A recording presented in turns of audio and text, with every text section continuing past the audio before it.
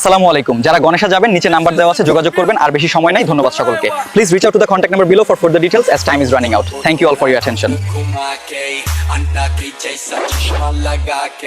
coconut में लस्सी मिला के आ जाओ सारे मूड बना के थोड़ा राउंड घुमा के अन्ना के जैसा चश्मा लगा के कोकोनट में लस्सी मिला के आ जाओ सारे मूड बना के डीजे आकाश डीजे आकाश डीजे